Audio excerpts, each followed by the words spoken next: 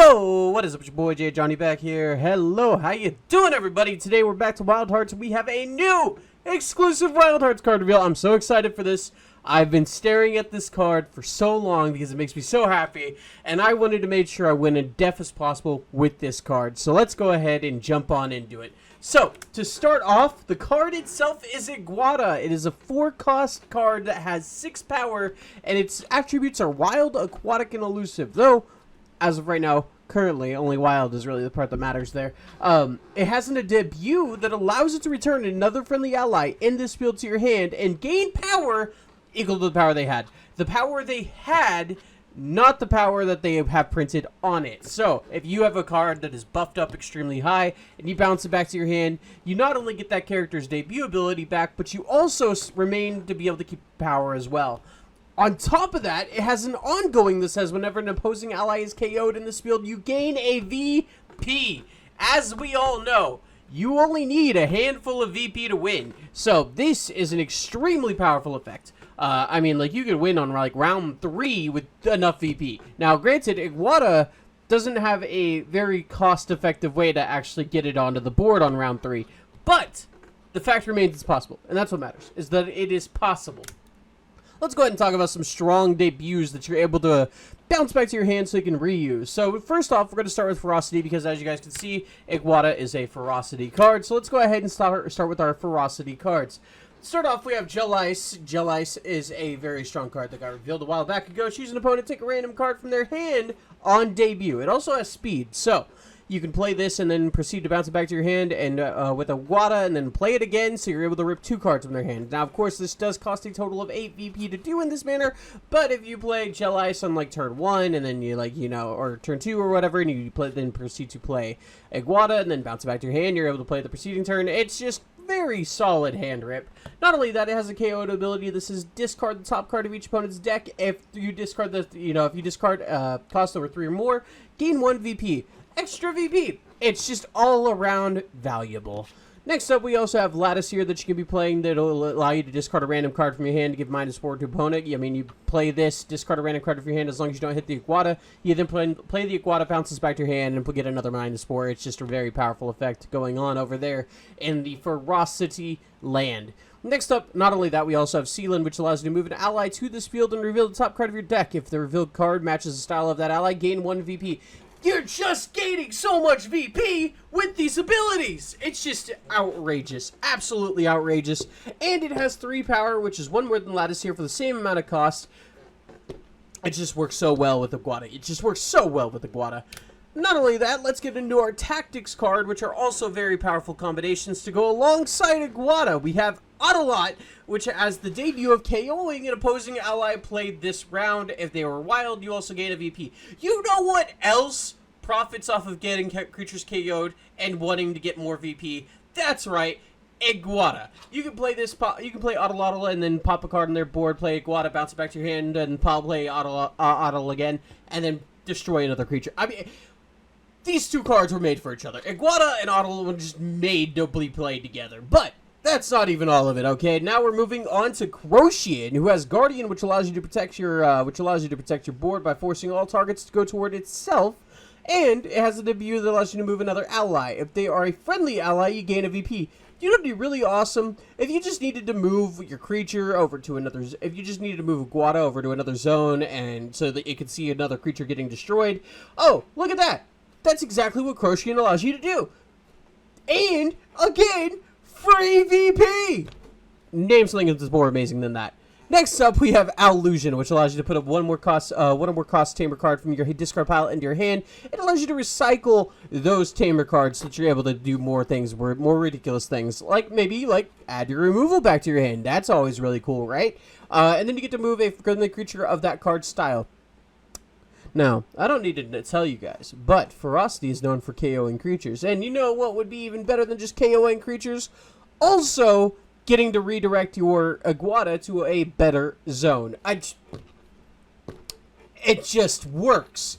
It just works! Not only that, it has a KO ability as well, which gives -1 power to each opposing creature in the field Illusion was in. So if Illusion is KO'd in a specific zone, then you're able to also minimize the amount of power that your opponent's able to put out for the rest of this game. That's That's strong. That's strong. But you know what else is strong? Might. And so we are on to Might. So, start off, we have Ignition, who has the ability to give all friendly familiars +1 power. This is obviously only giving, 2 creatures +1 power.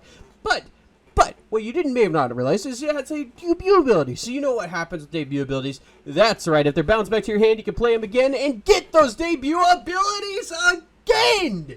So, Ignition comes down, you get all the power on the stuff, and then you play Igwatta, bounce Ignition back to your hand, you can play Ignition for the next turn, and that's another additional bonus coming in. On top of that, he also has 2 power himself, giving 2 power to Igwatta, making Igwatta a total of 8 power for 4 cost. It's just value. It's just value. Not only that, this adds overall a combined total. This combo in itself adds an overall combined total of 8 power, not counting Igwatta's base power.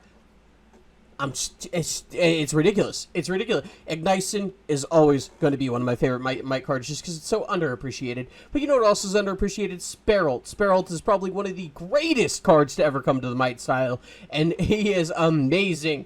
So, start off, Sparrolt is a 2 cost with 4 power, so you're already getting a lot of value off of bouncing it back to your hand with Igwatta in terms of power. But it also has the power to debut and choose an opposing support resource and turn it face down. That's right, if your opponent has been playing cards like, I don't know, Strain Training that allow you to get additional bonuses, just flip it face down. You don't gotta worry about it anymore. And if they played multiple, just flip both of them face down because you bounced your Sparrolt back to your hand with Igwatta. Honestly, Igwatta's kind of cracked. The more we talk about this, the more I'm convinced Igwatta's just really strong. But you know what else is really strong? KOing your opponent's creatures, especially when it synergizes with Igwatta. And so we're going to go ahead and move on to a card I got the reveal named Airing. Airing has the speed ability, so it doesn't count toward your normal action for the turn. And it also has the debut ability of KOing a creature in this field with equal or less than power to Airing. And then Airing gains a power. Play it down, pop something, and then bounce it back to your hand with Igwatta. Igwatta gets 4 power, and then you just play it again, pop another thing, and then Igwatta not only gives you a VP, but Airing also proceeds to get more power. Honestly, I think Igwatta just combos with everything. Like, if there is a card in this game, I'm pretty sure Igwatta combos with it. And we're not even done talking about the synergies. But before that, if you guys want to try out Wild Hearts for yourself, it's available for free on Tabletopia. It also apparently decided the A needed to be at the bottom. This is not what it looked like in the presentation whenever I did it myself. This is very disappointing, and this is going to upset me for the rest of this video. But we also have the board game Kickstarters live as well. Wild Hearts is not just a card game, but it also has a board game aspect as well, called Wild Hearts Academy.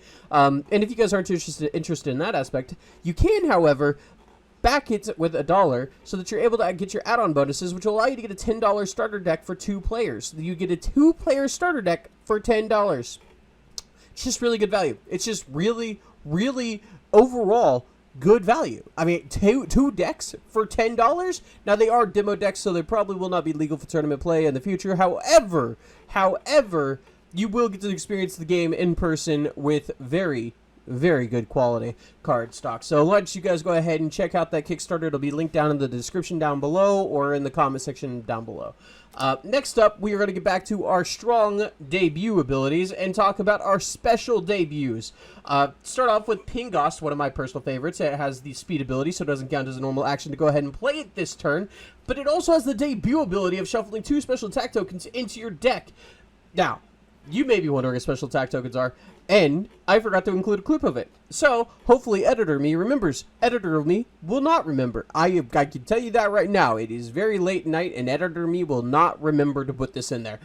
But it is a very powerful kind of token that shuffles into the deck, and when you play it, you get to give -1 power to an opposing creature, and then draw a card. It effectively just says give -1 power to a creature. It's a very, very powerful effect. Not only that, whenever it's KO'd, you get to play a mirror image token in the field. Ping Frost is in. What a mirror image token does is it allows you to give Guardian, is essentially what it does. It essentially just says get Guardian. Next up, we also have Seltsune, which has the debut of you may move or deploy a friendly familiar to this field. This allows you to ensure the fact that you're able to, just bounce around your creatures to make sure that your field is empty. But not only that, it also has the KO ability of choose a field and give each opposing ally in it -1 power. Now, the debut ability is very strong because you're able to bounce it back to your hand and continue to replay it over and over again using Igwatta's ability, which is very powerful. But not only that, if you ever are in a bind and you're just needing to pop off one of your creatures' trigger an ability, Setsune gives a -4 up to a -4 power reduction to one of your opponent's boards, and that's just all around very, very, very, very powerful.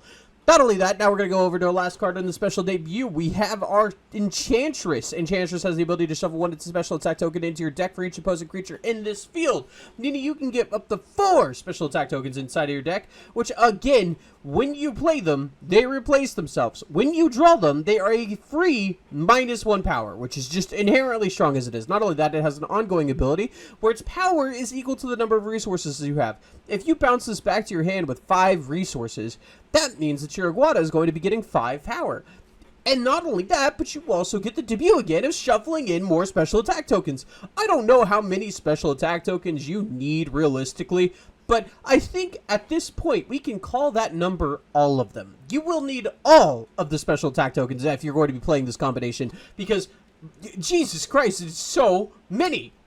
Just absolutely ridiculous. Now let's go ahead and talk about the perfect field for Igwatta, and that's going to be the Haunted Glade before scoring KO the lowest power creature in this field. Now, odds are Igwatta will never be the lowest powered creature in this field. Just Igwatta will almost always be very, very high statted. So the odds are this is never going to be it's never going to come up. But before scoring, you get to KO the opposing creature in the field. Igwatta will see the creature being KO'd, and you'll get a VP. Then you'll get the 3 VP from simply being in the Haunted Glade, winning the Haunted Glade. I mean, honestly, you're just missing out on value if you're not playing the Haunted Glade if you have Igwatta in your deck. It's just free value you're missing for absolutely no reason. So if you're playing Igwatta, make sure that you have the Haunted Glade inside of your deck.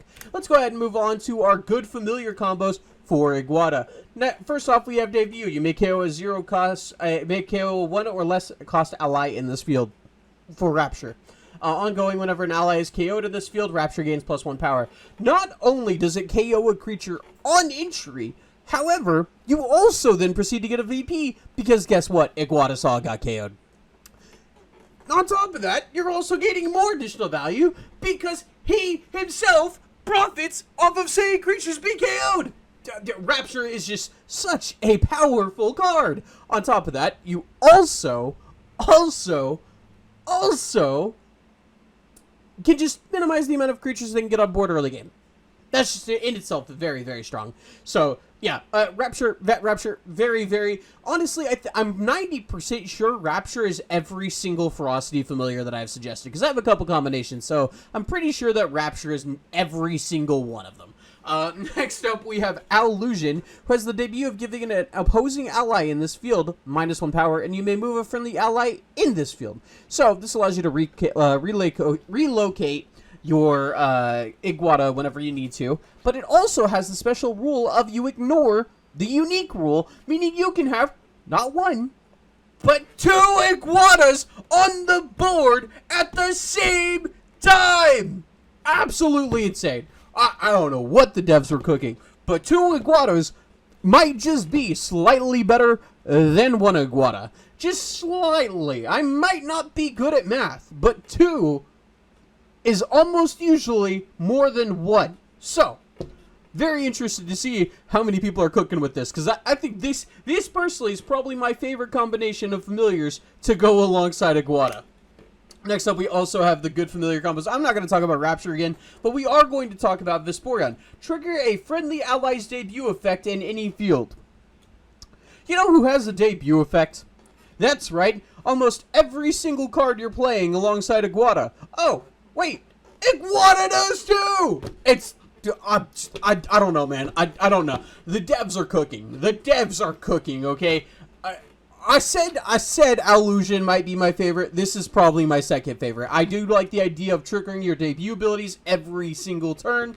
Vaporeon definitely allows you to do that. So the only thing that I don't like about Vaporeon is the fact that he doesn't trigger your familiars. He only triggers your allies, so you can't just play Rapture and then trigger Rapture again. Yeah, you have to, on that first turn, lose the value that you would normally get off of him. That's the only thing I don't like about him. But, I mean, if that's the only thing I don't like about him, he's kind of strong. Let's go ahead and get over to our playing Igwatta ahead of the curve. That's right, there's only 2 suggestions for your familiar combos, and both of them, if you could tell, are Ferocity tactics, because honestly, it's just the way to go. It's just the way to go, and the reason being, Bala's Whistle. There is no question. It is all Bala's Whistle. Look at it is a 3-cost item. Look at the top 5 cards of your deck. Play up to 2 ally cards seen with up to a combined 6 power to any field in any order. Shuffle the rest of the cards into your deck. Now let's go back over here and take a look at Igwatta itself. He has 6 power and he costs 4. This allows you to play Igwatta a whole turn earlier. Now you do have to get lucky to hit him, but if you don't get lucky and do not hit him, well, I guess you're just playing 6 powers worth of debut creatures. It's just free value. Insane. Absolutely insane card. Now, let's go ahead. For some reason, you're not playing Tactics. Okay? You have Foxtail Necklace. This allows you to play Igwatta at least 1 turn earlier. Very, very powerful card. Now, and then, let's go back to it. Let's go, I said Tactics, I meant Special. But let's go back to Tactics now. You have the Lucky Hat. Leave this card in play. The next card you play from your hand costs -1. Then discard this card.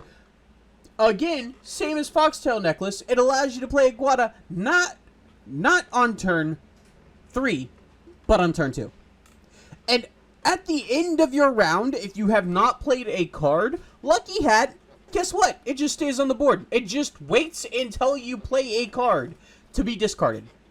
Yeah, no, the devs are cooking. The devs are cooking, and I think what they're cooking is Tactics and Ferocity. And I gotta say, I am all for Tactics and Ferocity. Next up, let's go ahead and wrap this all up. We have our final wrap-up. My opinion on Igwatta is it's extremely strong, and it only gets better with the more KO cards and debut abilities that we get. I mean, this card can only get better from here. If more ramp is added to the game in multiple colors, I do not think that Igwatta is safe from a ban list. This card is absolutely wild, absolutely insane. Am I overhyping it? Maybe, slightly, but on a card analysis skill, I look at this and I'm like, I can repeat all my debut abilities, I get additional power, I have ways to cheat it out. I mean, this card is insanely powerful. On a scale from 1 to 10, I'd probably say it's a 7 out of 10 card. I mean, the only thing that's holding me back from giving it a 9 out of 10 is the fact that it is a 4 cost and you're playing it on turn 3 most times. I mean, that's very late into the game considering there's only 4 rounds in Wildhearts. That's the only thing keeping me from giving it a higher score. However, it does have a 10 out of 10 art. Look at him. He's so freaking cute. But that being said, guys, I have been JadeJonny. This has been Igwatta's card reveal. If you guys are excited for more Wildhearts coming in the future, go ahead and like, comment, and subscribe to the channel because I'm going to be giving you guys updates as we go on with this amazing game and follow its journey into stardom.